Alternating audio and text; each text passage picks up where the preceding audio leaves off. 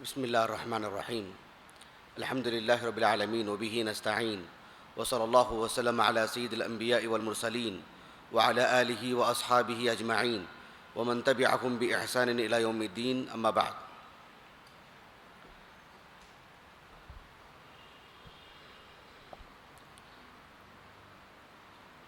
محترم علم دوست حاضرین اور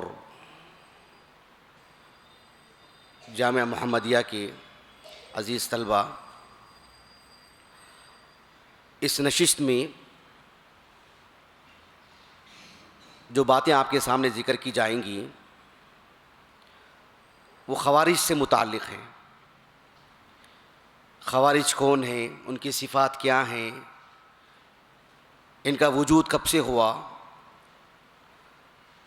اور اس موضوع کو دو حصوں میں تقسیم کیا گیا ہے۔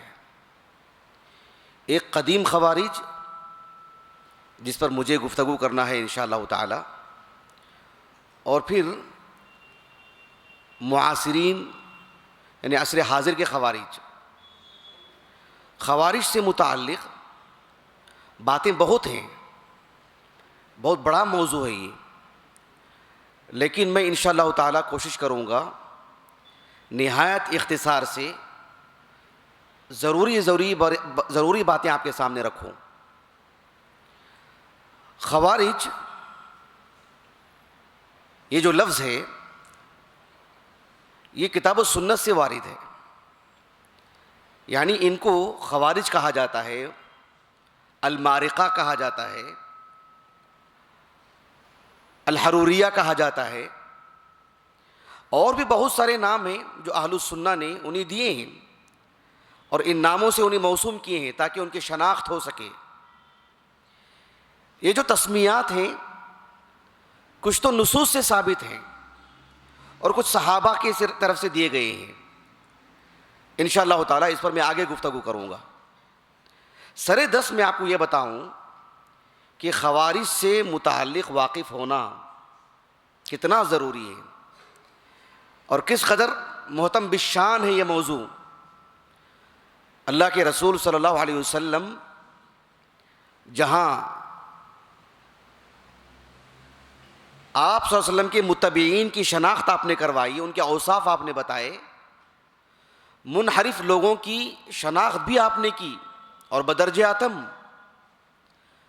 بالخصوص خوارج کی اگر بات کریں، ان سے واقف ہونا کتنا ضروری ہے ایک حدیث میں آپ کو بتاتا ہوں، اس سے آپ کو اندازہ ہوگا انشاءاللہ تعالی۔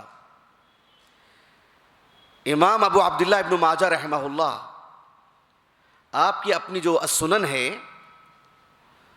اس کا جو مقدمہ ہے افتتاح الکتاب یا کتاب السنہ، اس میں ایک حدیث عبداللہ بن عمر بن خطاب رضی اللہ عنہما سے لے کر آئے ہیں۔ شیخ البانی رحمہ اللہ نے اس حدیث کو حسن کہا ہے۔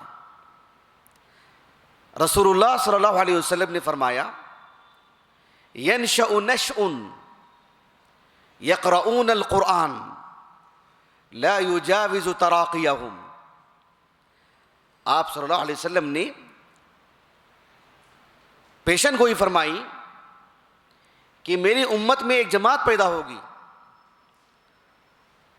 قرآن کی تلاوت تو بہت کرے گی لیکن قرآن مجید کی تعلیمات کا رتی برابر بھی ان پر اثر نہیں ہوگا۔ قرآنی تعلیمات سے وہ بالکل بھی غفلت بھری زندگی گزاریں گے۔ آپ صلی اللہ علیہ وسلم نے فرمایا، کلما خرج قرن قطع، جب کبھی بھی یہ ٹولہ وجود میں آئے گا اہل السنہ اسے ختم کر کے رکھ دیں گے۔ جب جب اس کا وجود ہوگا، کلما خرج قرن قطع، نئے نئے نام سے ہر زمانے میں آتے رہیں گے، ایک صدی میں دو مرتبہ ہر ملک میں الگ نام سے آتے رہیں گے، اور اہل السنہ اسے برابر ختم کرتے رہیں گے۔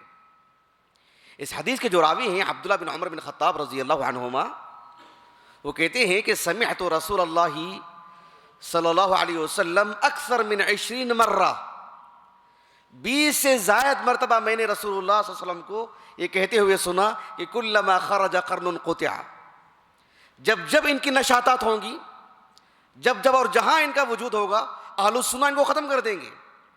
اہل السنہ عام معنی میں نہیں، خاص معنی میں، یعنی سلفی علماء جو خالص اسلام ہے۔ اللہ سبحانہ و تعالیٰ سے دعا ہے کہ اللہ رب العالمین اس مجلس کو، اس نشست کو اس کا حصہ بنا دے، رسول اللہ علیہ وسلم کے اس قول کا، اس پیشن گوئی کا کہ کلما خرج قرن قطع۔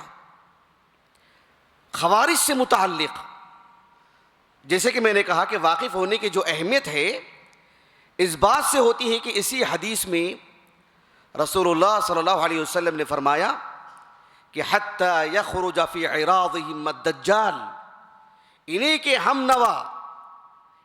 ہم نواؤں میں سے، انہی کے ہم خیالوں میں سے دجال کا بھی خروج ہوگا۔ دجال انہی خیالوں کے ساتھ آئے گا، اسی خیال کے حاملین لوگ ہی اس کے معاون اور مؤید ہوں گے۔ اس سے اندازہ لگائیے بالخصوص اس زمانے میں، آج کے ان ایام میں، قرب قیامت کے موقع پر خوارج سے واقف ہونا کتنا ضروری ہے کہ دجال بھی انہی میں سے آئے گا۔ خوارج ان کا جو نقطۂ آغاز ہے اس پر دلالت کرنے والے ایک حدیث ہے۔ اس حدیث کو اچھی طرح سمجھنا چاہیے تاکہ ہم خوارج کو بہتر سے بہتر انداز میں سمجھ پائیں۔ اور خوارج سے متعلق جو حدیث میں آپ کو سنانے جا رہا ہوں، اس موضوع پر یہ حدیث اصل کی حیثیت رکھتی ہے۔ ایک حدیث ہے بہت معروف، صحیح بخاری میں تو کئی مقام پر ہے، صحیح مسلم کی کتاب الزکوٰۃ میں ہے۔ یہ بھی بہت دلچسپ بات ہے، یہ حدیث کتاب الزکوٰۃ میں ہے صحیح مسلم کی، اس پر انشاءاللہ تعالی میں آخر میں گفتگو کروں گا۔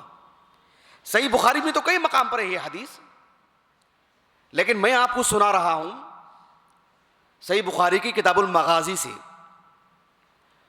ابو سعید الخدری رضی اللہ عنہ کہتے ہیں کہ علی بن ابی طالب رضی اللہ عنہ جب رسول اللہ صلی اللہ علیہ وسلم نے آپ کو یمن بھیجا تھا، یمن کب بھیجا تھا آپ نے صلی اللہ علیہ وسلم؟ امام بخاری رحمہ اللہ کتاب المغازی میں جو صحیح بخاری کی باب قائم کیا ہے کہ آپ صلی اللہ علیہ وسلم کا علی بن ابی طالب اور خالد بن ولید رضی اللہ عنہما کو جو یمن بھیجا تھا آپ نے کہ باب بعث النبی صلی اللہ علیہ وسلم علی بن ابی طالب و خالد بن ولید الی الیمن، کب؟ قبل حجۃ الوداع، تقریباً 9 ہجری کو، رسول اللہ صلی اللہ علیہ وسلم کی وفات سے کم و بیش 1 سال پہلے آپ صلی اللہ علیہ وسلم نے ان 2 صحابہ کو اور بھی صحابہ کو، ان دونوں کو جو یمن بھیجا تھا آپ نے۔ تو علی بن ابی طالب رضی اللہ عنہ جب یمن گئے تھے تو ابو سعید الخدری رضی اللہ عنہ کہتے ہیں کہ بعث علی بن ابی طالب رضی اللہ عنہ الی رسول اللہ صلی اللہ علیہ وسلم من الیمن بذحیبہ، علی بن ابی طالب رضی اللہ عنہ یمن سے کچھ سونے کے ڈلے بھیجے تھے، فی ادیم مقروض، بیری کے پتوں سے دبا کر دیا گیا تھا، اور جو سونے کے ڈلے بھیجے تھے علی بن ابی طالب نے رضی اللہ عنہ، لم تحصل من ترابها، ابھی اسے مٹی بھی صاف نہیں کی گئی تھی، کان سے نکالا ایسے ہی بھیجا رسول اللہ کی خدمت میں صلی اللہ علیہ وسلم۔ آپ صلی اللہ علیہ وسلم نے اسے تقسیم کر دیا بین 4 نفر، 4 لوگوں میں تقسیم کیا رسول اللہ صلی اللہ علیہ وسلم نے۔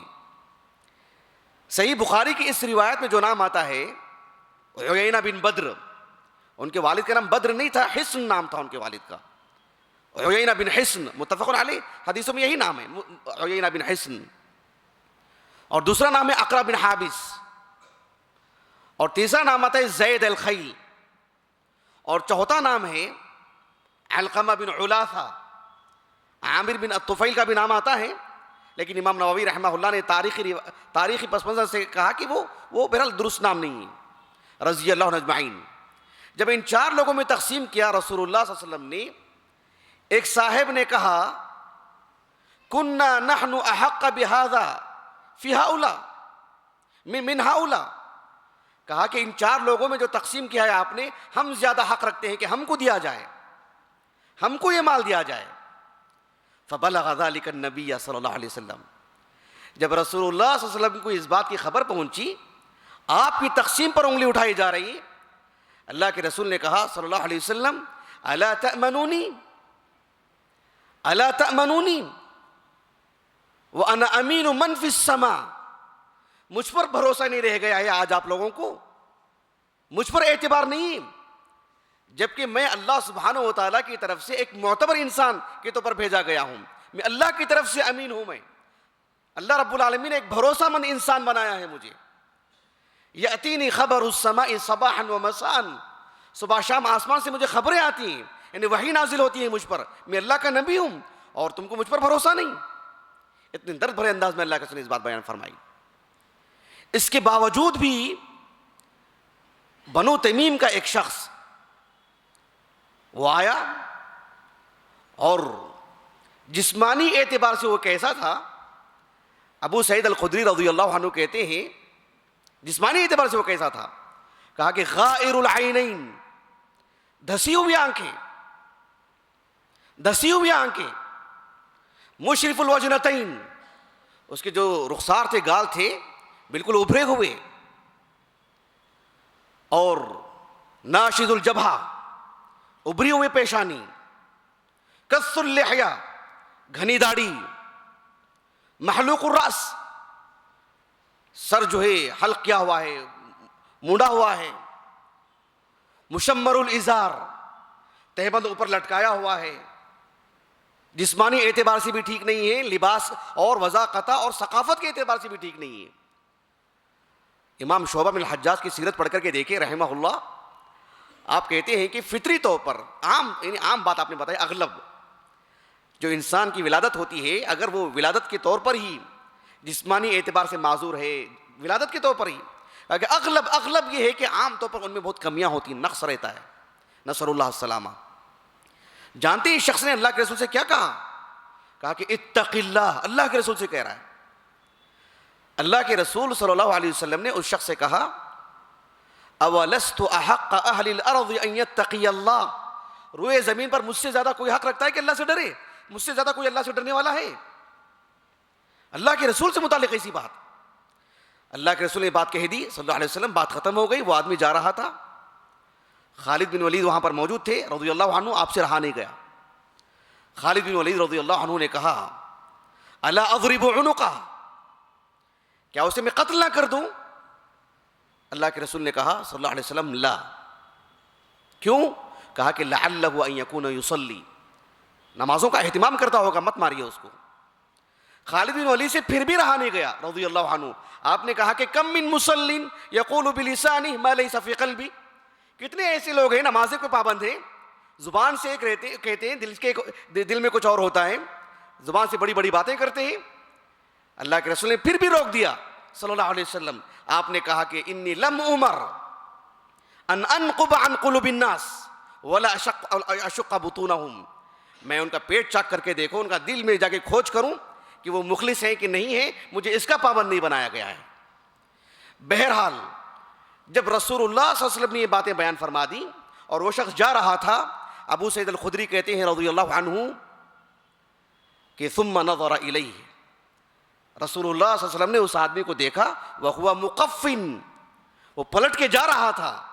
آپ صلی اللہ علیہ وسلم نے فرمایا انہ یخرج من ضئضئ ھذا قوم، اس کی صلب سے، کیا مطلب اس کی نسل سے، یہی اصل ہوگا، اس سے ایک ایسی نسل پیدا ہوگی یقرؤون کتاب اللہ رطبا، قرآن تو بہت اچھا پڑھتے ہوں گے لیکن لا یجاوز حناجرہم، ان کے حلق سے نیچے نہیں اترا. کیا مطلب؟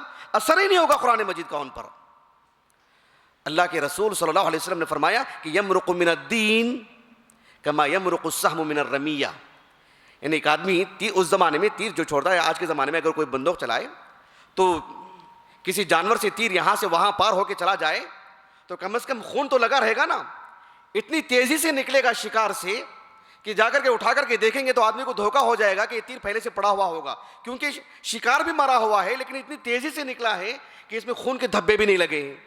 رتی برابر بھی دین کا اثر نہیں ہوگا ان پر، اسلام کا اثر نہیں ہوگا ان پر۔ اللہ کے رسول نے کہا کہ یہ ایسے بدترین لوگ ہیں، ایسے بدترین لوگ ہیں، لو ادرکتہم لاقتلنہم قتل ثمود، قتل ثمود کی طرح ان کا قتل کروں گا میں، ایسے ماروں گا میں ان کو۔ اللہ کے رسول صلی اللہ علیہ وسلم نے جو باتیں ان کے بارے میں بیان فرمائی، اب یہ جو شخص جو تھا ذوالخویسرہ، وہ تو نبی کے سامنے کھڑا تھا نا، نبی سے گفتگو کی نا اس نے، کیا وہ صحابی ہوگا، صحابہ میں شمار ہوگا، صحابی کہلائے گا؟ اس کے لیے رضی اللہ عنہ کہیں گے؟ بہت کچھ ہے، یہ وہ ایک ایسا موضوع ہے جس میں جاؤں گا تو بات الگ ہو جائے گی۔ مجھے بتانا یہ ہے کہ یہ اصل ہے، یہاں سے آغاز ہوا ہے۔ اب یہ جو شخص ہے جس کے بارے میں اللہ کے رسول نے کہا صلی اللہ علیہ وسلم کہ انہو یخرج قوم یخرج من ضئضئ ھذا قوم، تو کیا معنی ہے اس کا؟ اب جتنے بھی خوارج ہیں وہ اس کی صلبی اولاد ہیں، جتنے بھی خوارج ہیں وہ اس کی نسل ہیں، اس سے ان کا خون کا رشتہ ہے۔ اس سلسلے میں حافظ ابو الفدا عماد الدین اسماعیل ابن عمر ابن کثیر، یعنی حافظ ابن کثیر دمشقی رحمہ اللہ، آپ کی جو کتاب ہے البدایۃ والنہایہ، اس میں سن 37 ہجری کے جو حوادث ہیں، علی بن ابی طالب رضی اللہ عنہ کا خلیفہ بننا 35 ہجری کے اواخر میں، پھر جو ہے 36 ہجری کو کیا ہوا 37 ہجری میں، تو 37 ہجری سے متعلق آپ نے جن مسائل کو ذکر کیا ہے ان میں خوارج سے متعلق بہت طویل بحث کی، بہت طویل بحث۔ خوارج سے متعلق جو گفتگو کی ہے حافظ ابن کثیر نے رحمہ اللہ، اس میں ایک شق ہے کہ خوارج سے متعلق جتنی روایات ہیں، اسے جو مرفوع روایات ہیں اسے بھی آپ نے ذکر کیا ہے، اور صحابی کے نام بنام۔ ان میں ابو سعید الخدری رضی اللہ عنہ سے جو مروی حدیث ہے اس کے سبھی طرق بھی آپ نے جمع کر دیے ہیں۔ اور حافظ ابن کثیر رحمہ اللہ نے کہا کہ رسول اللہ صلی اللہ علیہ وسلم کا یہ کہنا کہ انہو یخرج من ضئضئ ھذا قوم، تو کہا کہ کیا مطلب ہے اس کا؟ اس کا مطلب یہ ہے کہ کیا اس کی وہ صلبی اولاد ہیں؟ کہا کہ لیس المراد بہم انہو من صلبہ و نسلہ، کہا کہ یہ معنی نہیں کہ اس کے صلبی اولاد ہوں گے، اس کی نسل سے ہوں گے، یہ معنی نہیں۔ آپ نے کہا کہ لأن الخوارج الذین ذکرنا لم یکونوا من سلالۃ ھذا، کہا کہ اب تک جو ہم نے خوارج پر بحث کی ہے، خوارج کا ہم نے ذکر کیا ہے، ان کے سرکردہ افراد کے جو ہم نے نام بیان کیے ہیں، ان کا نسب نامہ ہمارے سامنے ہے، وہ بنو تمیم سے نہیں ہے، وہ سب اس کی نسل سے نہیں ہے، پھر کیا معنی ہوگا اس کا؟ بلکہ آپ نے جزم سے کہا کہ وَلَا نَعْلَمُ أَحَدًا مِّنْهُمْ مِّن نَسْلِهِ، خوارج میں سے ایک بھی ہمیں ایسے نہیں معلوم کہ جو اس شخص کی نسل سے ہوئے ہوں، ایک بھی ایسا نہیں ہے۔ پھر کیا معنی ہوگا اس کا کہ انہو یخرج من ضئضئ ھذا؟ کہا کہ اس کا معنی یہ ہے، آپ نے کہا کہ من شکلہ و شبہہ و صفتہ فعلا و قولا واللہ اعلم، واللہ اعلم، یہ بھی آپ نے کہا۔ حافظ ابن کثیر رحمہ اللہ نے کہا کہ ان کا کردار، اس شخص کا جو کردار ہے وہ کردار یہ نبھائیں گے، اس شخص کے جو اوصاف ہیں وہ اوصاف اس میں ہوں گے، قولی اعتبار سے، فعلی اعتبار سے۔ جو شخص آج یہاں میرے سامنے کھڑا ہے، جس کا ہم نے تذکرہ کیا ہے، جس کے ہم نے اوصاف بتائے، کہا کہ آنے والے ایام میں اس طرح کے کئی لوگ پیدا ہوں گے، الگ الگ جگہوں سے ہوں گے، الگ الگ گھرانوں سے ہوں گے، لیکن اس شخص کی جو صفات ہم نے بتائے ہیں، کہا کہ یہ صفت ان سب میں ہوگی۔ حافظ ابن کثیر نے کہا کہ یہ معنی ہے اس کا، یہ نہیں کہ اس کی صلبی اولاد ہوں گے۔ میں اس نشست میں جو باتیں آپ کے سامنے رکھنے جا رہا ہوں وہ یہ کہ جو خوارج ہیں ان کا تو ہم نے آغاز آپ کو بتا دیا، ان کی جو صفات ہیں یہ کیسے معلوم کریں گے کہ یہ خوارج ہیں، ان کے جو اوصاف بتائے گئے ہیں بہت ہیں، اختصار سے میں کچھ باتیں آپ کے سامنے رکھوں گا انشاءاللہ تعالی۔ سب سے پہلی اور بنیادی بات کہ ان کے آغاز کو لے کر وہ یہ ہے کہ رسول اللہ صلی اللہ علیہ وسلم کی حین حیات آپ نے تو اس آدمی کے بارے میں بتا دیا آپ نے، لیکن فعلاً ان کا وجود کب ہوا؟ اس سلسلے میں شیخ الاسلام ابن تیمیہ رحمہ اللہ، آپ کا جو فتاوی کا جو مجموعہ ہے، مجموع الفتاوی، جامعہ کے جو طلبہ ہیں وہ ضرور مراجعہ کریں. جلد نمبر 13 میں، صفحہ نمبر مستحضر نہیں ہے، جلد نمبر 13 میں جس میں جو عقدی مباحث ہیں اس ضمن میں آپ نے اس کو ذکر کیا ہے کہ اہل السنہ کے صفات کیا ہیں، ان کے مقابل خوارج کے صفات کیا ہیں. ابن تیمیہ رحمہ اللہ کے لکھنے کا اپنا ایک انداز ہے، تو صبر کے ساتھ آپ کو تھوڑا پڑھنا پڑے گا سیاق سباق سے، تب جا کے بات سمجھ میں آئے گی آپ کو. میں آپ کو ایک مختصر سی بات آپ کو میں ان کی بتا رہا ہوں. شیخ الاسلام ابن تیمیہ رحمہ اللہ کہتے ہیں کہ الخوارج والشیعہ حدثوا بعد مقتل عثمان بن عفان رضی اللہ عنہ. عثمان بن عفان رضی اللہ عنہ کی شہادت کے بعد یہ رونما ہوئے، تب ان کا وجود ہوا. اور اس سلسلے میں آپ نے کہا کہ وَكَانَ الْمُسْلِمُونَ فِي خِلَافَةِ أَبِي بَكْرٍ وَعُمَرٍ وَصَدْرًا مِّنْ خِلَافَةِ عُثْمَانَ فِي السَّنَةِ الْأُولَى مِنْ وِلَایَتِهِ مُتَّفِقِينَ لَا تَنَازُعَ بَيْنَهُمْ. کہ ابو بکر صدیق کے زمانے میں، عمر بن خطاب کے زمانے میں اور عثمان بن عفان کے خلافت کا جو ابتدائی دور ہے، کہا کہ ان ایام میں رضی اللہ عنہ مجمعین، ان کے ان ایام میں مسلمان متفق تھے، نزاع ہی نہیں تھا کسی باب میں، بالخصوص عقدی امور میں تو قطعاً نہیں تھا. پھر یہ ہوا کیسے؟ کہا کہ ثم حدث فی اواخر خلافت عثمان بن عفان رضی اللہ عنہ، فی خلافت عثمان بن عفان رضی اللہ عنہ، عثمان بن عفان رضی اللہ عنہ کے خلافت کے جو آخری ایام ہیں اس میں کہا کہ ثم حدث امور، پھر کچھ ایسے امور رونما ہوئے اوجبت نوعا من التفرق، صورتحال ایسی ہو گئی کہ ایک طرح سے مسلمانوں میں افتراق کی شکلیں پیدا ہونے لگی. دو موقف، دو رائے، کچھ امور میں، سیاسی امور میں اجتہاد کی بنیاد پر ہی صحیح، یہ صورتحال ہونے لگی. پھر نتیجہ کیا نکلا؟ کہا کہ فقام قوم من اہل الفتنة والظلم فقتلوا عثمان بن عفان رضی اللہ عنہ. ایک ظالم قوم نے عثمان بن عفان کو قتل کر دیا رضی اللہ عنہ. اس کے بعد کیا ہوا؟ فتفرق المسلمون بعد مقتل عثمان. پھر عثمان بن عفان رضی اللہ عنہ کی شہادت کے بعد مسلمانوں میں ایک طرح سے افتراق کی صورت پیدا ہو گئی. ذرا نوٹ کیجئے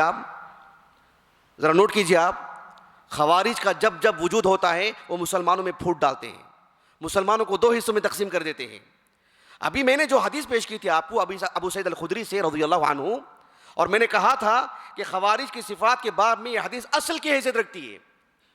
ابھی جو حدیث میں نے آپ کو ذکر کی تھی صحیح بخاری کی کتاب المغازی سے، امام بخاری رحمہ اللہ وہاں پر ابو سعید الخدری رضی اللہ عنہ کے ایک تلمیذ ہیں جن کا نام ہے عبد الرحمن ابن ابی نعم البجلی الکوفی، اوساط تابعین میں سے ہیں، ان کی طریق سے لے کر کے آئے ہیں. یہی حدیث امام بخاری رحمہ اللہ صحیح بخاری کی کتاب المناقب میں بھی لے کر آئے ہیں، باب علامات النبوۃ فی الاسلام. اور اس میں ابو سعید الخدری رضی اللہ عنہ سے روایت کرنے والے ابو سلمہ بن عبد الرحمن بن عوف ہیں. اس طریق میں ایک اور بات ذکر کی گئی ہے. اللہ کے رسول نے کہا صلی اللہ علیہ وسلم یخرج قوم علی حین فرقۃ من الناس، یہ جماعت جب نکلے گی مسلمانوں کو دو حصوں میں تقسیم کر کے رکھ دے گی. یہ ان کا وتیرہ ہے، ان کی شناخت ہے. یہ مسلمانوں کو ایک صف میں کبھی بھی کھڑے ہوتے دیکھ نہیں سکتے ہیں، یہ دو حصوں میں تقسیم کر کے ہی رہیں گے. یہی بات فرمائی اللہ کے رسول نے صلی اللہ علیہ وسلم، یخرج علی حین فرقۃ من الناس، مسلمانوں کو دو حصوں میں تقسیم کر کے رہیں گے. یہی کہا کہ فقتل عثمان بن عفان فتفرق المسلمون بعد مقتل عثمان ابن عفان رضی اللہ عنہ. عثمان بن عفان رضی اللہ عنہ کے بعد یہ صورتحال. اور ایسی بھی بات نہیں ہے کہ ان کو کوئی جانتا نہیں، ان کو کوئی سمجھتا نہیں، یہ وہ خوارج ہی تھے کیا؟ ایسی بات نہیں ہے، وہ خوارج ہی تھے. یہ حدیث صحیح مسلم کی کتاب الزکوٰۃ میں بھی ہے اور کئی صحابہ سے ہے. ایک صاحب ہیں جن کا نام ہے عبید اللہ ابن ابی رافع. رسول اللہ صلی اللہ علیہ وسلم کے جو خاص موالی تھے، آپ کے خاص جو خادمین تھے، سب خدام تھے آپ کے، جو خاص خادمین تھے آپ کے، ان میں سے ابو رافع ان کے فرزند ہیں. عبید اللہ بن ابی رافع اوساط تابعین میں سے ہیں. وہ کہتے ہیں کہ علی بن ابی طالب رضی اللہ عنہ جب ان سے لڑائی کے لیے نکلے اور آپ نے مسلمانوں سے ان کے بارے میں کہا کہ ان رسول اللہ صلی اللہ علیہ وسلم وصف ناسا وانی لاعرف صفتهم فی ہؤلاء، رسول اللہ صلی اللہ علیہ وسلم نے خوارج سے متعلق جو اوصاف بیان فرمائے میں ایک ایک وصف ان میں دیکھتا ہوں، انی لاعرف صفتهم فی ہؤلاء، اتنے یقین کے ساتھ، اتنے جزم کے ساتھ، اور کہنے والے علی بن ابی طالب ہیں، صحیح مسلم کی روایت ہے رضی اللہ عنہ، کہا کہ اچھی طرح معلوم ہے ساری صفات ان میں ہیں، پورے جزم سے کہا، ایک معروف قضیہ تھا یہ، اور علی بن ابی طالب ہی نہیں دیگر صحابہ سے بھی اس طرح کے اقوال ملتے ہیں کہ سب اچھی طرح جانتے تھے کہ یہی خوارج ہیں، نبی نے جن کے بارے میں کہا جو اوصاف ہیں یا اوصاف انہی پر منطبق ہوتے ہیں۔ خوارج سے متعلق سب سے پہلی اور بنیادی بات جو میں آپ کے بتانے جا رہا ہوں بطور وصف کے، ایک شناخت کے طور پر، جو قدیم خوارج ہیں اور آج کے 15ویں صدی کے بھی، بات ان میں یہی ہے، وہ یہی ایک حدیث میں آپ کو بتاتا ہوں۔ ابھی جو میں نے حدیث آپ کو سامنے ذکر کی تھی نا ابو سعید الخدری کی رضی اللہ عنہ، صحیح بخاری میں کئی مقام پر ہے، لیکن جو لفظ میں آپ کو سنانے جا رہا ہوں یہ حدیث صحیح بخاری کی کتاب استتابۃ المرتدین میں ہے۔ ابو سعید الخدری کہتے ہیں رضی اللہ عنہ کہ بین النبی صلی اللہ علیہ وسلم یقسم، رسول اللہ صلی اللہ علیہ وسلم مال غنیمت تقسیم فرما رہے تھے تو ایک شخص آیا جس کے بارے میں ابھی گفتگو ہوئی، اس نے کہا اللہ کے رسول سے اندازہ لگائیے آپ، کہا کہ اعدل، اور کر رہے ہیں آپ، رسول اللہ صلی اللہ علیہ وسلم سے کہا جا رہا ہے کہ آپ انصاف سے کام لیں، اور کہا جا رہا ہے کہ اتق اللہ، ابھی جو اس سے پہلے والی حدیث میں اللہ کے رسول نے کہا صلی اللہ علیہ وسلم ویلک من اعدل اذا لم اعدل، میں انصاف نہیں کروں گا، میں اس کا لحاظ نہیں کروں گا، تو روئے زمین پر کون ہے جو اس کا لحاظ کرے گا؟ وہاں پر عمر بن خطاب تھے رضی اللہ عنہ، آپ نے کہا کہ دعنی اضرب عنقہ، کہ مجھے اجازت دیجئے میں اسے قتل کر دوں۔ بہرحال اس حدیث میں دیکھ رہے ہیں آپ، اس شخص نے جو خوارج کا جو نقطہ آغاز ہے، خوارج کا جو سب سے پہلا شخص ہے، اس نے رسول اللہ صلی اللہ علیہ وسلم سے گفتگو کن الفاظ میں کی، نبی کی عظمت اور نبی کا تقدس کتنا پامال کیا ہے اس نے، ذرا غور کیجیے آپ۔ اللہ جزائے خیر دے شیخ الاسلام ابن تیمیہ کو رحمہ اللہ مجموع الفتاوی میں جلد نمبر 19، اب صفحہ نمبر اس کا مجھے پھر مستحضر نہیں ہے، آپ کے پاس موجود ہے الحمدللہ، آپ دیکھیں مکتبے میں جا کر کے، اصول الفقہ کا جو مبحث ہے نا، اصول الفقہ کے مبحث میں آپ نے گفتگو فرمائی ہے۔ اصول الفقہ میں جو الادلہ شرعیہ کی بات آتی ہے، قرآن مجید ایک دلیل شرعی ہے، حدیث ایک دلیل شرعی ہے، تو حدیث سے متعلق بہت پھیلا کر کے گفتگو کیا آپ نے۔ شیخ الاسلام ابن تیمیہ رحمہ اللہ نے فرمایا کہ خوارج کا معاملہ ایسا ہے، کہا کہ الخوارج جوزوا علی الرسول نفسه ان یجور ویضل فی سنته، نسأل اللہ السلامہ، اللہ کے گھر میں بیٹھ کے بتا رہا ہوں کہ مجھے یہ بات کہتے ہوئے مجھے ہمت نہیں ہو رہی، یہ نقل کفر ہے، یہ بس نقل کفر کی حد تک۔ شیخ الاسلام ابن تیمیہ رحمہ اللہ نے کہا کہ خوارج کا یہ موقف ہے، کہا کہ جوزوا علی الرسول نفسه ان یجور، کہا کہ نبی ظالم بھی ہو سکتا ہے، خوارج کا یہ نقطہ نظر ہے۔ وَيُضِلَّ فِي السُّنَّةِ، نبی کا جو طریقہ کار ہے، نبی کے لیے جو عصمت کی بات ہے، کہا کہ عصمت کی بات نہیں ہے، وہ گمراہ ہو سکتے ہیں اپنے طریقہ کار میں، اپنے منہج میں، یہ ان سے ممکن ہے۔ اس لیے ابن تیمیہ رحمہ اللہ نے کہا کہ خوارج سے متعلق بات ہے کہ لم یوجبوا طاعتہ ومتابعتہ، انہوں نے نبی کی اطاعت کو کبھی فرض قرار دیا ہی نہیں، انہوں نے نبی کی اطاعت کبھی ان کے پاس مسلم ہی نہیں ہے۔ وَإِنَّمَا صَدَّقُوهُ فِي مَا بَلَغَهُ مِنَ الْقُرْآنِ، نبی کی تصدیق صرف انہوں نے اس حد تک کی کہ انہوں نے اللہ کا کلام ہم تک پہنچایا، ایک ڈاکے کی طرح، ایک ڈاکیا ہوتا نا، ایک پوسٹ مین، ہمارے عزیز کا خط لا کے ہم کو دے دیا، اس سے مجھے کیا لینا دینا ہے؟ رسول کا جو عام لغوی معنی ہے کہ آپ نے میرے عزیز کا، آپ نے ایک مکتوب مجھے لا کے دے دیا، ہو گئی بات، آپ جائیے، آپ سے کیا کرنا ہے مجھے، آپ کو ہم شکریہ بھی نہیں کہیں گے، آپ کا کام ہی، آپ کا وظیفہ ہی ہے آپ کا۔ نبی کو اس حد تک انہوں نے سمجھا، وَإِنَّمَا صَدَّقُوهُ فِي مَا بَلَغَهُ مِنَ الْقُرْآنِ دُونَ مَا شَرَعَهُ مِنَ السُّنَّةِ، دُونَ مَا شَرَعَهُ مِنَ السُّنَّةِ، سبحان اللہ، نبی نے جو آپ نے جو سنتیں بیان کی، شریعت کا جو عظیم ماخذ ہے قرآن کے ساتھ، کہا کہ اسے انہوں نے کبھی تسلیم نہیں کیا، تسلیم کیوں نہیں کیا؟ تسلیم کیوں نہیں کیا انہوں نے؟ تسلیم انہوں نے اس لیے نہیں کیا، کہا کہ ان کی نزدیک نبی کریم صلی اللہ علیہ وسلم کے جو احادیث ہیں، کہا کہ تخالف ظاہر القرآن، یہ جو سنت ہے یہ کہا کہ قرآن کے مخالف ہے، یعنی بزعمہم قرآن سنت قرآن کے مخالف ہے، اس لیے قرآن کو تسلیم، سنت کو تسلیم کرنا ہی نہیں ہے۔ یہ ان کا نقطہ نظر ہے۔ نبی کی عظمت ان کے پاس کیا ہے دیکھ لیجئے، آج بھی معاصرین سے متعلق گفتگو آپ سنیں گے، آپ کو کوئی نئی بات نہیں لگے گی۔ جو بات ابن تیمیہ نے آج سے 600-700 سال پہلے کہی رحمہ اللہ، آج ہو وہی بات، اس سے پہلے بھی، اس کے بعد بھی، اور آج بھی، کہ ان کے پاس نبی سے متعلق یہ بات ہے، نبی کا یہ معاملہ ہے ان کے پاس۔ اور ذرا دھیان دیجئے آپ، نبی کے ساتھ، نبی کے احادیث سے ان کے ساتھ جو معاملہ ہے، تو کیا اس کا معاملہ، اس کا مطلب یہ ہے کہ کم از کم قرآن کے ساتھ تو ان کا رشتہ اچھا ہے؟ قطعاً نہیں۔ نبی کے ساتھ رشتہ اچھا نہیں ہے، نبی کی عظمت نہیں ہے، نبی کی حدیثوں کو تسلیم نہیں کرتے ہیں، تو ایسا شخص قرآن پر کیسے عمل کر سکتا بتائیے؟ قرآن کو نہیں سمجھنے کا نتیجہ ہی یہی ہے۔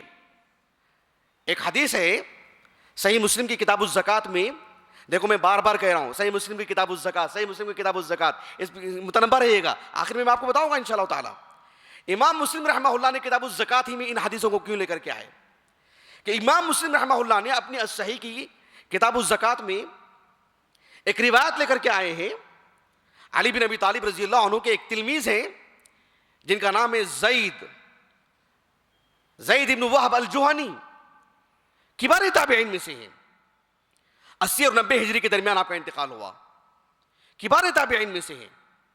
اور صراحت ہے اسی روایت میں، جو روایت میں آپ کو پڑھ کے سنانے جا رہا ہوں، اسی روایت میں کہ انہو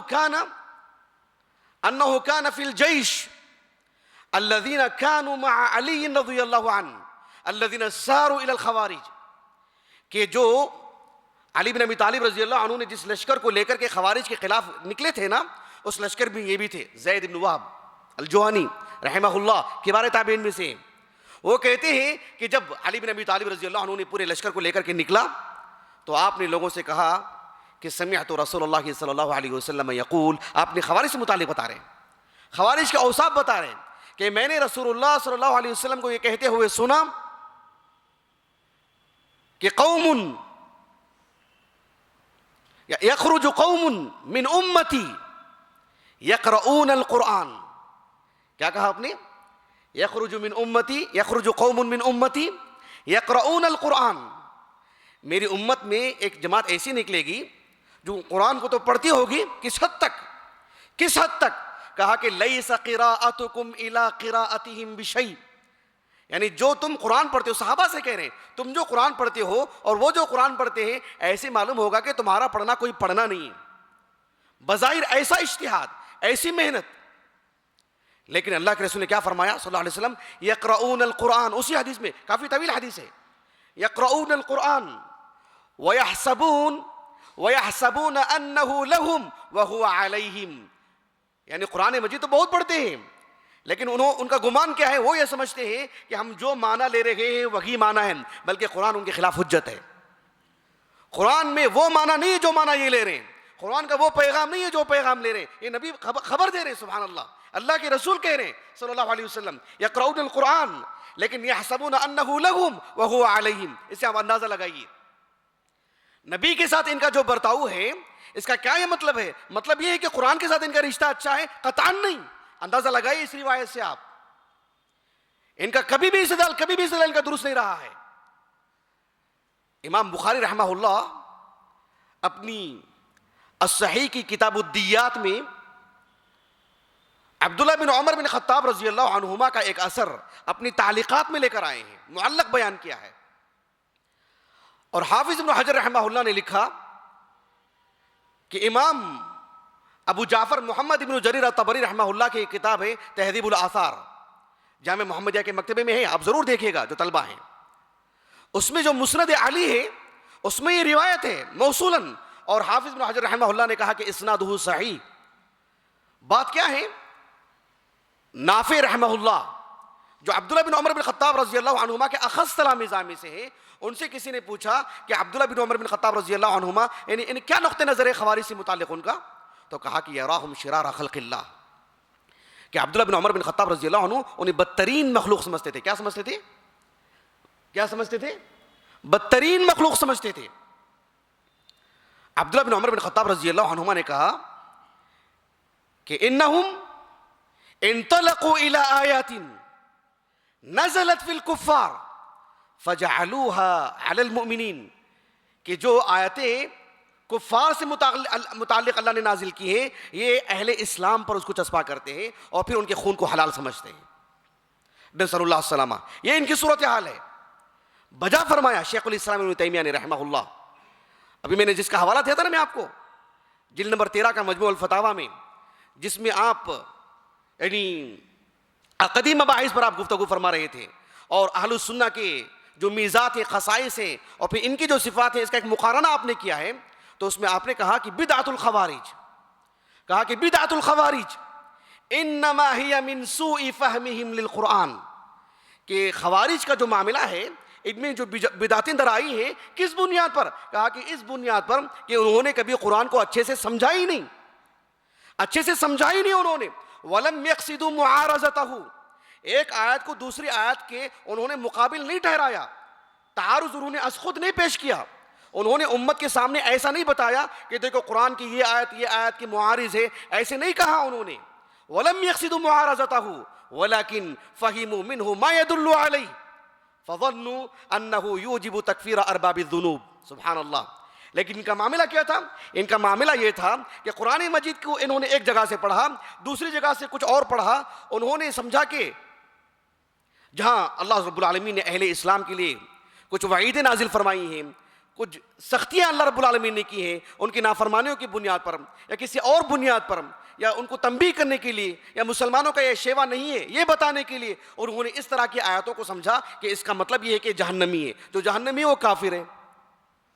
انہوں نے یہ معنی انہوں نے لے لیا. پھر جو بھی کبیرہ گناہ کا مرتکب ہوگا انہوں نے کہا کہ یہ کافر ہے، اس کو اللہ نے جہنمی قرار دیا ہے، پھر وہ کافر ہے. پھر وہ کافر ہے تو وہ کافر ہے، وہ اسلام سے وہ خارج ہے.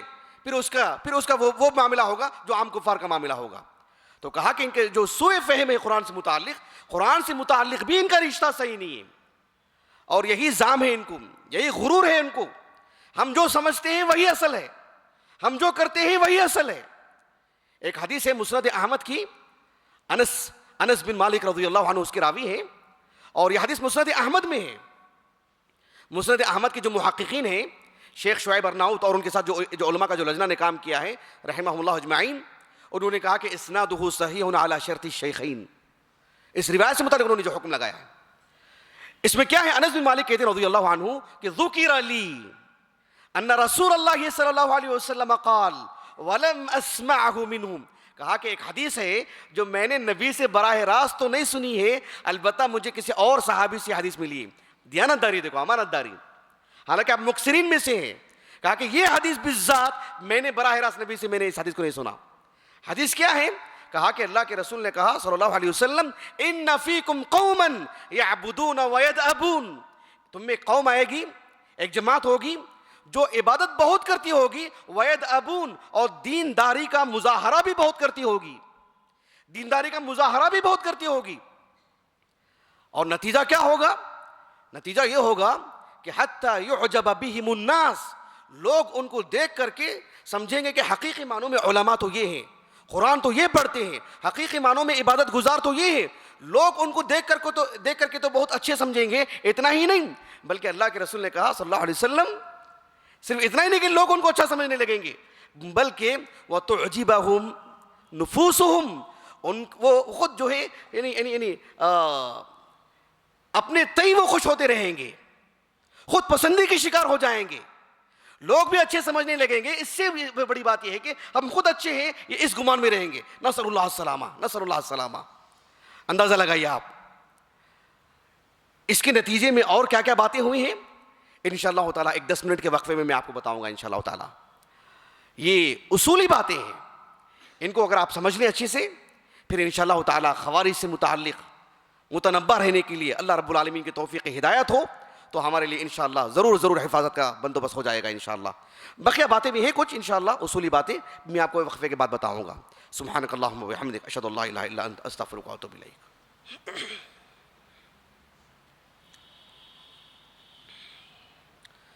اللہ الرحمن الرحیم الحمد للہ رب العالمین وبہ نستعین وصلی اللہ وسلم علی سید الانبیاء والمرسلین وعلی آلہ واصحابہ اجمعین ومن تبعہم بإحسان الی یوم الدین اما بعد۔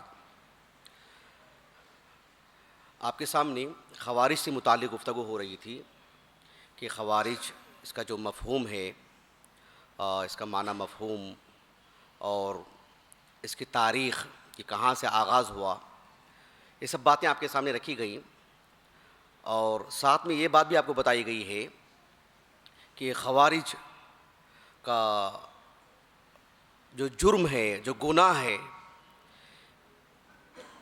کیا کیا ہے، اور اس سے بڑا کیا ہو سکتا ہے کہ انہوں نے امت محمدیہ کو اس طرف توجہ دلائی، ان کے دلوں میں یہ وسوسہ ڈالنے کی کوشش کی کہ نبی سے ظلم ہوتا ہے اور نبی ظالم ہوتے ہیں، نصر اللہ العافیہ والسلامہ۔ اس سے بڑا جرم کیا ہو سکتا ہے اور اس سے بڑا گناہ کیا ہو سکتا ہے؟ ان سے نفرت کرنے کے لیے، ان سے دور بھاگنے کے لیے، ان سے پناہ مانگنے کے لیے یہ ایک بھی بات کافی ہے۔ تو خوارج کہا ہی اسی لیے کہا گیا ان کو کہ انہوں نے رسول اللہ صلی اللہ علیہ وسلم کی جو لائی ہوئی شریعت ہے، اس شریعت سے انہوں نے علیحدگی اختیار کی۔ اس معنی میں بھی وہ خوارج ہیں، اس معنی میں بھی وہ خوارج ہیں کہ انہوں نے خلفائے راشدین، خاص طور پر خلفائے راشدین میں سے علی بن ابی طالب رضی اللہ عنہ اور بعد کے جو ائمہ ہیں ان پر انہوں نے خروج کیا، حکمرانوں پر۔ اس معنی میں بھی خوارج سے متعلق کچھ ضروری باتیں جو مجھے آپ کے سامنے رکھنی ہیں۔ ایک بات تو میں نے آپ کے سامنے رکھ دی ہے کہ نبی کے ساتھ ان کا معاملہ کیا ہے اور بذات خود قرآن مجید کے ساتھ ان کا معاملہ کیا رہا ہے۔ ان کا جو سوء فہم ہے، اس کے باوجود یہ اتنے مغرور ہیں اور اپنے وہم و گمان ہی کو لے کر اتنے مست ہیں، سمجھتے ہیں کہ جو ہے مطلب ہم جو سمجھ رہے ہیں وہ اصل ہے۔ اس لیے ہم دیکھتے ہیں کہ یہ صحابہ کی موجودگی میں رضی اللہ عنہ اجمعین، کبار صحابہ، علماء صحابہ، علی بن ابی طالب، عبداللہ بن عباس، دیگر صحابہ رضی اللہ عنہ اجمعین، ان سب کے سامنے سمجھتے تھے کہ علم میں ہم ان سے آگے ہیں، ہمارا علم ان سے گہرا ہے۔ صحابہ رضی اللہ عنہ اجمعین کے صاحب نے انہوں نے ایسا باور کروایا، ایسا سمجھایا، انہوں نے ایسا دکھایا انہوں نے کہ ہم بہرحال بہت اہم ہیں، بہت قابل ہیں، بہت نیک ہیں، بہت سمجھدار ہیں۔ میں نے ابو سعید الخدری رضی اللہ عنہ سے مروی حدیث آپ کو سنائی ہے، اور میں نے یہ بات آپ کے سامنے ذکر کی ہے کہ امام بخاری رحمہ اللہ اس حدیث کو جگہ جگہ لائے ہیں۔ صحیح بخاری کی ایک کتاب ہے، کتاب فضائل القرآن، اس میں بھی اس حدیث کو لائے ہیں۔ اس میں یہ بات ہے، ابو سعید الخدری رضی اللہ عنہ کہتے ہیں کہ رسول اللہ صلی اللہ علیہ وسلم نے فرمایا کہ میری امت میں ایک جماعت پیدا ہوگی، اور اس سے متعلق کیا فرمایا اللہ کے رسول نے صلی اللہ علیہ وسلم؟ کہا کہ ان من امتی قوم، نہیں الفاظ ایسے نہیں ہیں، الفاظ ایسے ہیں کہ تحقرون صلاتکم، ہاں تحقرون صلاتکم مع صلاتہم وصیامکم مع صیامہم وعملکم مع عملہم، کہ ان کا اپنے خیال میں ایسا سمجھنا ہے کہ صحابہ رضی اللہ عنہ اجمعین جو نماز پڑھ رہے ہیں، جو روزہ رکھ رہے ہیں، وہ جو عمل کر رہے ہیں قرآن مجید کو سمجھ کر کے، یہ اپنے آپ کو اس انداز میں بتانے کی کوشش کی کہ ان سے بہتر ہیں۔ ظاہر بات ہے تحقرون عملکم مع عملہم کا کیا مطلب ہے؟ یعنی قرآن مجید میں جو بات ہے وہ صحابہ نے اس پر عمل کیا، تو انہوں نے یہ بتایا کہ ہم جو عمل کر رہے ہیں وہ عمل قابل اعتبار ہے۔ اس وجہ سے ہم دیکھتے ہیں کہ ہمیشہ سے انہوں نے صحابہ سے دوری اختیار کی، اور پوری تاریخ اٹھا کر کے دیکھ لیجیے آپ، پوری تاریخ اٹھا کر کے آپ کو ان کی جماعت میں ایک بھی عالم نہیں ملتا ہے، ایک بھی عالم نہیں۔ حیرانی کی بات یہ ہے کہ انہوں نے کبھی کسی صحابی کی قیادت میں زندگی نہیں گزاری ہے، کسی صحابی کی ماتحتی ان کو نہیں رہی ہے، کوئی صحابی کی قیادت انہوں نے قبول نہیں کی ہے۔ سبحان اللہ، اندازہ لگائیے آپ، صحابہ کے بعد ماں باپ کے جو علماء ہیں ان کا یہ احترام کیا ملحوظ رکھیں گے، جنہوں نے نبی کے تقدس کو پامال کیا، جنہوں نے صحابہ کی بے حرمتی کی، وہ ماں باپ کے جو علماء ہیں ان کا خیال کیوں رکھیں گے؟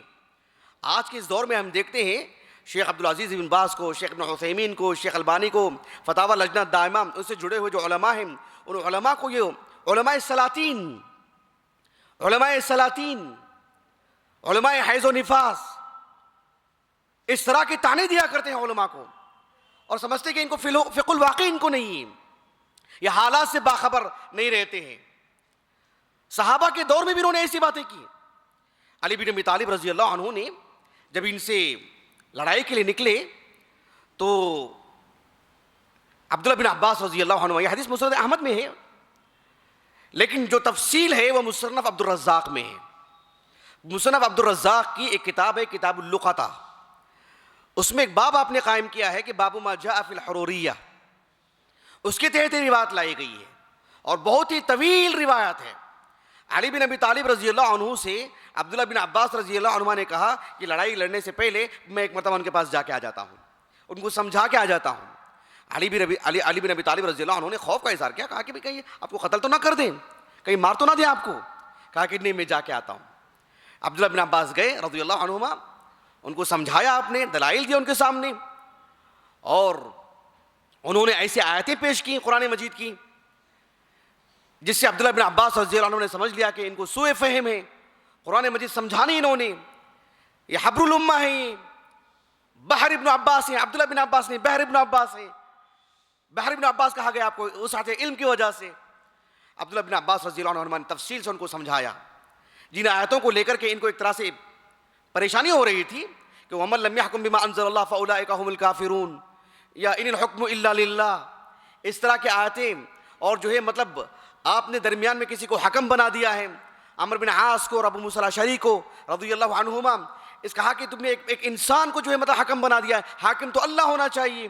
عبداللہ بن عباس نے وہ ساری آیتیں پڑھ کر کے سنائے کہ کتنے ایسے معاملات قرآن مجید میں بیان کیے گئے ہیں، زوجین کے معاملات ہیں اور تجارت کے معاملات ہیں، جس میں کسی کو حکم بنانے کی بات اللہ نے بیان فرمائی ہے۔ تو کیا وہ سب کے سب اللہ ہی نے تو بات بیان فرمائی ہے؟ مطلب یہ کہ انہوں نے ان آیتوں میں ایک طرح سے سوء فہم کی وجہ سے تعارض پیدا کر دیا۔ عبداللہ بن عباس رضی اللہ عنہما کے سمجھانے کے بعد عبداللہ بن عباس نے یہ بھی کہا رضی اللہ عنہما کہ تمہارا جو نقطہ نظر ہے، اتنی بڑی تمہاری جماعت ہے، ان میں کوئی صحابی بھی ہیں، کوئی صحابی بھی تمہارے ساتھ ہیں، کوئی صحابی بھی تمہارے صف میں ہیں، تمہاری ناکامی کے لیے یہی بات کافی ہے، ایک صحابی بھی تمہارے ساتھ نہیں۔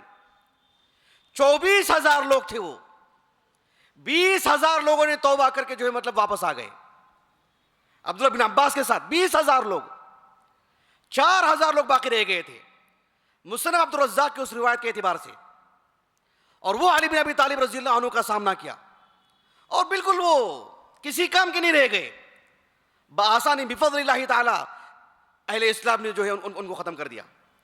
کہنے کا مقصود یہ ہے کہ ان کے پاس علماء کا علم کا کوئی تصور ہی نہیں ان کے پاس۔ آپ کو ایک واقعہ میں آپ کو بتاتا ہوں، امام محمد بن سعد رحمہ اللہ کے الطبقات الکبریٰ سے، اس میں ایک روایت ہے کہ حجاج بن یوسف الثقفی کے دور میں ایک شخص تھا عبد الرحمن ابن محمد ابن الاشعث، 86 ہجری میں قتل کر دیا گیا اس کو۔ اس نے ایک فتنہ برپا کیا تھا، اب میں اس میں نہیں جانا چاہتا ہوں۔ اس نے حجاج بن یوسف الثقفی سے خواہ مخواہ کا وہ ایک تقابل کیا، اس نے بھی اپنے ٹکر کا سمجھا۔ حجاج بن یوسف الثقفی نگاہ میں رکھا تھا اس کو کہ میں کسی دن اس کو قتل کروں گا، اور یہ مسئلہ بڑھتا جا رہا تھا، اور خواہ مخواہ کی مسلمانوں میں اس طرح کی بے چینی تھی، ہر جگہ پر لڑائی ہو رہی ہے۔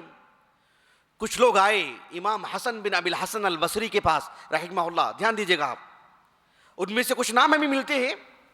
ایک نام ہے علقمہ بن عبد الغافر، ابو الجوزاء، عبداللہ بن غالب، یہ سب آئے تھے کس کے پاس؟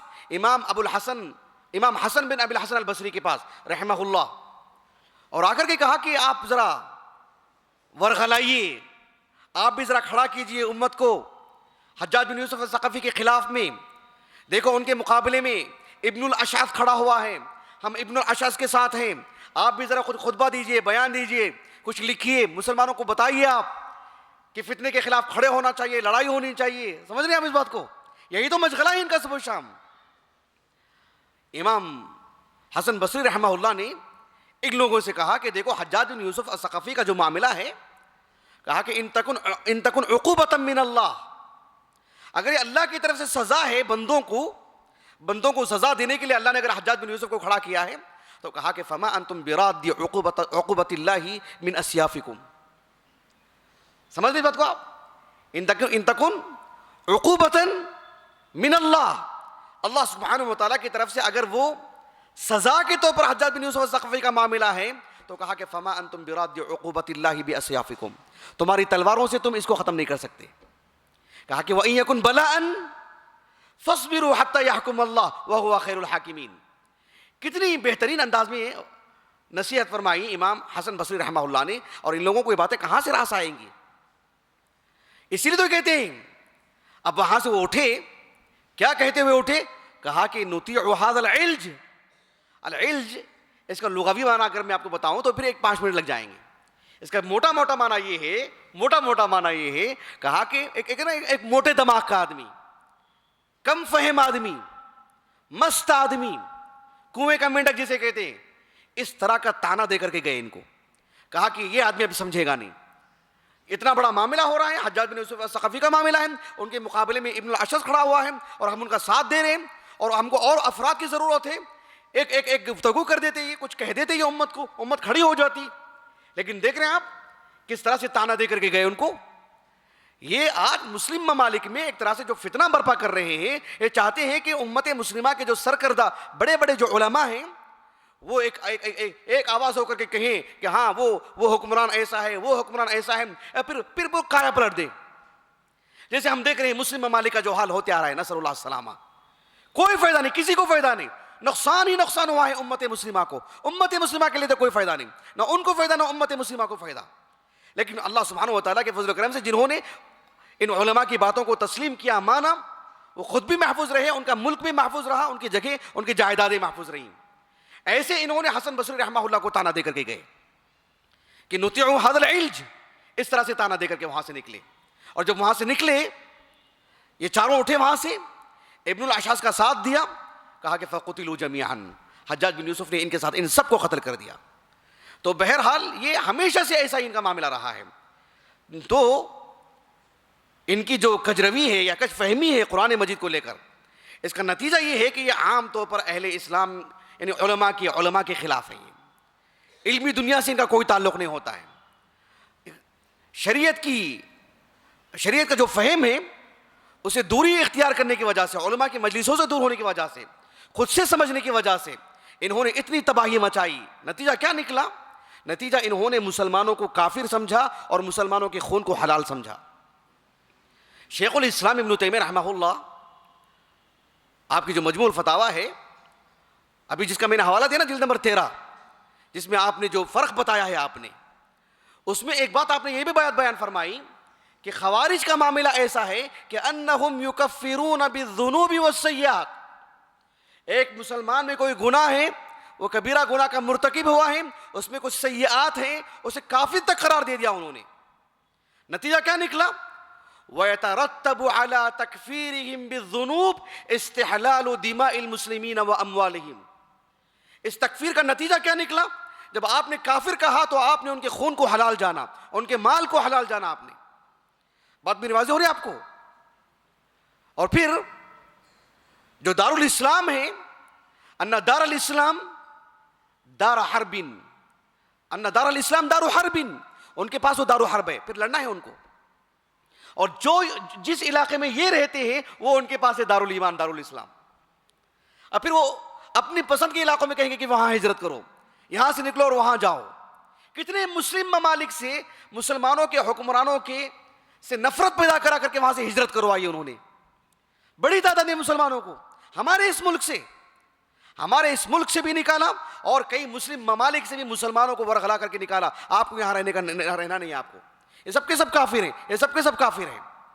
ان کے خلاف اشتعال انگیز گفتگو کرنا، روڈ پہ لے کے آنا، جو مسلمان اندر بیٹھے ہوئے ہیں ان کے نوجوانوں کو باہر لانا، جوانوں کی ان کی زندگی انہوں نے ضائع کر دی، ان کی عورتوں کو انہوں نے بیوہ کر دیا.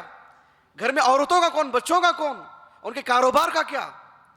کھانے پینے کا بائیکاٹ کیا انہوں نے حکومتوں کے خلاف, سب کو روڈ پہ لے کر کے آئے. ہمارے اس ملک میں بھی دیکھتے ہیں, ہمارے اس علاقے میں بھی دیکھتے ہیں. آپ دیکھیں جتنے بھی لوگ اس طرح کا معاملہ اختیار کیے ہیں, آپ دیکھیں ان میں کوئی بھی صاحب علم نہیں ہے اور کسی صاحب علم کی وہ نگرانی میں نہیں رہے ہیں. ایک بھی مثال نہیں دے سکتے آپ, ایک بھی مثال نہیں دے سکتے آپ. کسی مدرسے کا فارغ ہو اور باضابطہ معتبر اور عالم دین ہو, جس کی طرف امت رجوع کرتی ہو, علماء جس کی طرف رجوع کرتے ہو, ایسے کسی ایک عالم دین کو دکھا دیجئے ان کے صف میں کھڑا ہو, ان کی پشت پناہی کیا ہو, ان کے اشاروں پر یہ کھڑے ہوئے ہوں. ایک بھی مثال نہیں دے سکتے. ہمارے ہگڑے نگر سے لے کر کے پورے ملک بھارت پر نظر رکھیے آپ, پورے عالمی سطح پر نگاہ رکھیے آپ, ایک کبھی معاملہ ایسا نہیں ہے ان کا. اللہ اکبر. جو حدیث میں نے آپ کے سامنے بار بار دوہرا رہا ہوں, ابو سعید الخدری سے مروی رضی اللہ عنہ, صحیح بخاری میں یہ حدیث کئی مقام پر ہے, کتاب احادیث الانبیاء میں بھی یہ حدیث ہے. ابو سعید الخدری سے مروی حدیث رضی اللہ عنہ, اس میں کیا الفاظ ہیں؟ رسول اللہ صلی اللہ علیہ وسلم نے فرمایا یقتلون اہل الاسلام ویدعون اہل الاوثان. ویدعون اہل الاوثان, قتل کس کو کریں گے؟ یقتلون اہل الاسلام ویدعون اہل الاوثان. وہ مسلمانوں کو ہی قتل کریں گے, وہ مسلمانوں کو ہی قتل کریں گے, وہ وثن اور صنم کے ماننے والوں کو نہیں, اللہ رب العالمین کی عبادت کرنے والوں کو ہی قتل کریں گے. اسی لیے شیخ الاسلام ابن تیمیہ رحمہ اللہ نے مجموع الفتاوی میں جلد نمبر 28 میں صفحے نمبر, میں نے کہا نا کہ مجھے مستحضر نہیں ہے, لیکن جلد نمبر 28 ہے, آپ کے پاس ہے, آپ ضرور دیکھیں جو جامعہ کے طلبہ ہیں. آپ نے کہا من اعظم ما ذم به النبی صلی اللہ علیہ وسلم الخوارج, خوارج کی جو مذمت جتنے بھی الفاظ میں نبی نے کی ہے, سب سے سنگین الفاظ جو نبی سے ملتے ہیں وہ یہی کہ یقتلون اہل الاسلام ویدعون اہل الاوثان. کہا کہ من اعظم ما ذم به النبی صلی اللہ علیہ وسلم الخوارج. خوارج کی مذمت میں نبی کے یہ جو الفاظ ہیں, یہ الفاظ سب سے بڑے الفاظ ہیں, سب سے معنی خیز الفاظ ہیں. اب بچا ہی کیا بتائیے آپ. اب جو ہے تکفیر کرنا ایک الگ معاملہ ہے, لیکن یہ بات بتا دیجئے آپ, ایک مسلمان کے خون کو حلال جاننا, مسلمان کو مسلمان نہیں سمجھنا, مسلمان کی کمائی ہوئی دولت پر نگاہ رکھنا اور سمجھنا کہ وہ مال اس کا نہیں, وہ مال میرا ہے, وہ مال ہمارا ہے, وہ اس کا نہیں ہے. اندازہ لگائیے سبحان اللہ کتنے دور نکلے ہوئے ہیں, نصر اللہ السلامہ. اور اس کے لیے وہ شیطان کی شکل میں کبھی بھی نہیں آئیں گے, وہ کبھی بھی سوٹ پہن کے نہیں آئیں گے آپ کے سامنے, وہ پگڑی باندھ کے ہی آئیں گے, جبہ پائجامہ پہن کے ہی آئیں گے, داڑھی بڑی ہوگی ان کی, ہاتھ میں مسواک بھی ہو سکتی ہے, بہت ہی ایک شریف ہی نہیں بلکہ ایک متشرع انسان بن کر کے آئیں گے. نبی کریم صلی اللہ علیہ وسلم سے جو حدیث مروی ہے ابو سعید الخدری سے رضی اللہ عنہ, صحیح بخاری کی کتاب التوحید میں بھی ہے, اور اس میں یہ الفاظ ہیں کہ صحابہ نے اللہ کے رسول سے پوچھا صلی اللہ علیہ وسلم ما سیماہم, کہا کہ سیماہم التحلیق.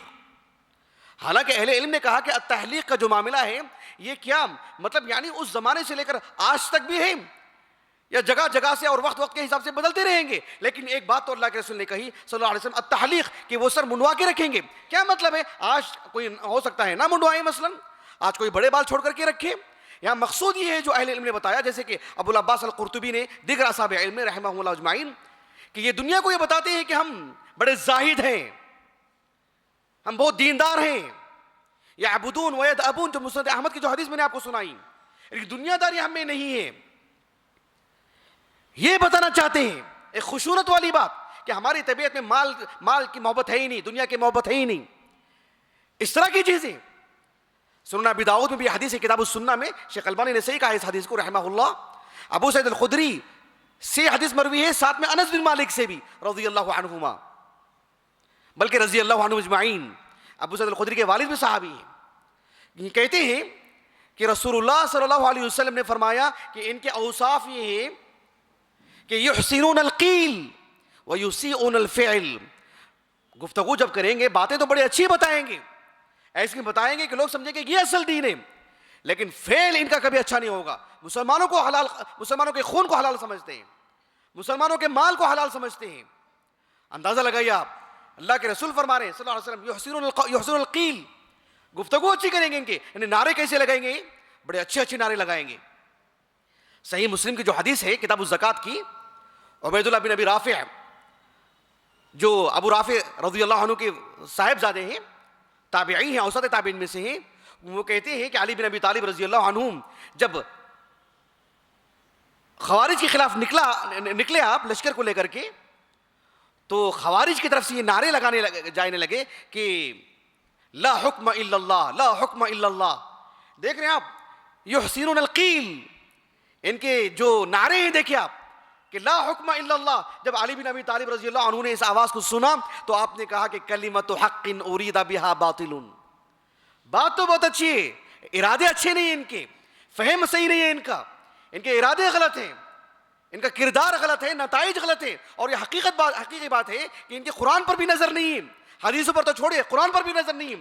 اس لیے کبھی بھی ان کے پاس بصیرت نہیں ملے گی آپ کو، کبھی بھی نتائج پر نظر نہیں ہوتی. ان کی نتائج سے متعلق نظر ہوتی تو آج جو مسلم ممالک کا جو حال ہے کچھ اور ہوتا. نتائج پر ان کی نگاہ نہیں ہے.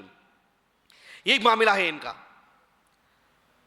خوارج سے متعلق ایک آخری بات میں آپ کو بتا دیتا ہوں میرے اپنے وقت کو دیکھتے ہوئے، وہ یہ ہے کہ بظاہر التحلیق کہہ کر کے اللہ کے رسول نے جو ان کی بات بیان فرمائی صلی اللہ علیہ وسلم کہ دنیا کو بتاتے ہیں کہ ہم دنیا سے کوئی ہمارا تعلق نہیں ہے، لیکن حقیقت یہ ہے کہ دنیا سے ان کا سب سے گہرا تعلق ہے. غیر مسلمین سے بڑھ کر کے بھی خالص دنیا دار ہیں یہ. دلیل کیا ہے اس کی؟ ابھی جو میں آپ کو بار بار حدیث سنا رہا ہوں جو ابو سعید الخدری سے مروی ہے رضی اللہ عنہ، صحیح بخاری کی کتاب الاستتابۃ المرتدین میں بھی حدیث ہے. ابو سعید الخدری رضی اللہ عنہ کہتے ہیں کہ بین النبی صلی اللہ علیہ وسلم یقسم، رسول اللہ صلی اللہ علیہ وسلم مال غنیمت تقسیم کر رہے تھے. اس وقت ایک شخص آیا اور آ کر کے کہا کہ اعدل، مالیات کے معاملے میں آ کر کے گفتگو کی. کس معاملے میں گفتگو کی؟ مالیات کے معاملے میں. اسی لیے علماء کہتے ہیں کہ دنیا کا پہلا خارجی جو ایک خارجی بنا وہ مال کی بنیاد پر خارجی بنا ہے. مال کی بنیاد پر، مال ہی کی بنیاد پر وہ وہاں پر کھڑا ہوا، کسی اور مسئلے کو لے کر کے نہیں، صرف مالیات کے معاملے کو لے کر، مالیات کے معاملے میں وہ سامنے آیا. اسی لیے اہل علم کہتے ہیں کہ امام مسلم رحمہ اللہ کی فقاہت دیکھو کہ امام مسلم رحمہ اللہ خوارج سے متعلق ساری حدیثوں کو کتاب الفتن میں لے کر کے نہیں آئے بلکہ کتاب الزکات میں لے کر کے آئے کہ مال کے حریص ہیں یہ، زکات کے نام پر مال لے کے جائیں گے. کتاب الزکات میں خوارج کا ذکر فرمایا ہے. حیرت ہوتی ہے کہ امام مسلم رحمہ اللہ نے کتاب الزکات میں کوئی ذکر فرمایا. باب تو آپ نے قائم نہیں کیا. صحیح مسلم میں ابواب قائم کرنے والے علماء کی ایک لمبی فہرست ہے. اللہ رب العالمین نے قبولیت امام نووی کو دی، لیکن آپ اکیلے نہیں ہیں، آپ سے پہلے کئی علماء نے طبیبات قائم کی. جو بھی صحیح مسلم کے خادم رہے ہیں انہوں نے اپنے اپنے طبیبات قائم کیے. امام نووی کو اللہ نے شہرت دی، لیکن امام مسلم رحمہ اللہ کی کتاب الزکات میں، کتاب الزکات کے ضمن میں اس دوران میں خوارج سے متعلق روایت لانے پر امام نووی رحمہ اللہ نے کہا کہ امام مسلم کی فقاہت ہے کہ خوارج کا کردار آپ نے امت کو بتایا. امت کو خوارج کا کردار بتایا کہ مال کے کتنے حریص ہیں کہ امام مسلم رحمہ اللہ نے کتاب الزکات ہی میں داخل کر دی. اتنی غفلت ہو سکتی ہے امام مسلم سے؟ کتاب الفتن میں ذکر کرنے کے بجائے یا کتاب الملاحم وغیرہ میں لانے کے بجائے آپ کتاب الزکات میں لاتے تفصیل سے. جبکہ امام مسلم رحمہ اللہ اپنے کمرے میں اپنے گھر میں بیٹھ کر کے کتاب تصنیف کی ہے، سفر میں نہیں، پوری سنجیدگی سے پوری یکسوئی سے آپ نے کتاب تصنیف کی اور آپ نے کتاب الزکات میں داخل کیا. سبحان اللہ. تو مال کے اتنے حریص ہیں. بہرحال اگر آپ خوارج کی صفات کو جاننا چاہیں تو فہرست بہت طویل ہے. میں نص کی بنیاد پہ بتا رہا ہوں، نص کی بنیاد پر میں نے مرکزی جو صفات ہیں وہ میں نے آپ کے سامنے ذکر کی ہیں ایک مختصر سے وقت میں. میں سمجھتا ہوں جو باتیں میں نے آپ کے سامنے ذکر کی ہیں انشاءاللہ تعالی یہ ان کو جاننے کے لیے کفایت کر جائیں گی. اللہ تعالیٰ سے دعا ہے کہ اللہ رب العالمین ہمیں ان کے فتنوں سے، دیگر جو بھی منحرف جماعتیں ہیں ان سب کی فتنوں سے اللہ ہماری حفاظت فرمائے. اللہ رب العالمین اس پروگرام کو منعقد کرنے میں جو سب سے بڑا رول رہا ہے ہمارے بنگلور دروس والوں کا، اللہ رب العالمین ان کو اجر عظیم سے نوازے. اس لیے کہ بنگلور دروس جب سے ان کا وجود ہوا ہے اللہ تعالیٰ کے فضل و کرم سے خیر ہی خیر رہا ہے امت میں الحمدللہ. اللہ رب العالمین کے فضل و کرم سے دین کو صحیح شکل میں، جو اصل دین ہے، جو اللہ کے رسول جو شریعت لے کر کے آئے صلی اللہ علیہ وسلم، جو اللہ کو مطلوب ہے انشاءاللہ تعالی، اس نقطہ نظر سے حساسیت دکھانا اور اس کے لیے کوشش کرنا اور للہ کوشش کرنا، اور اس کے لیے دکھتا کچھ اور ہے، پیچھے کی جو محنتیں ہیں وہ اللہ ہی جانتا ہے. اللہ رب العالمین ان کو بہترین اجر عطا فرمائے. ان کے اس اقدامی جو کیفیت تھی، اقدامی جو صورت تھی، شیخ الجامعہ کی موافقت اور شیخ الجامعہ شیخ خالد مشرف حفظہ اللہ کو ہم تقریباً قریب سے 10 سال سے جانتے ہیں. اللہ کے فضل و کرم سے میں مسجد میں بیٹھ کے بتا رہا ہوں, پوری دیانتداری سے بتا رہا ہوں کہ امور خیر میں, نیکی کے امور میں ان کی جو پہل ہوتی ہے وہ سبحان اللہ واقعی قابل دید ہوتی ہے. اللہ تعالیٰ آپ کو اجر عظیم سے نوازے.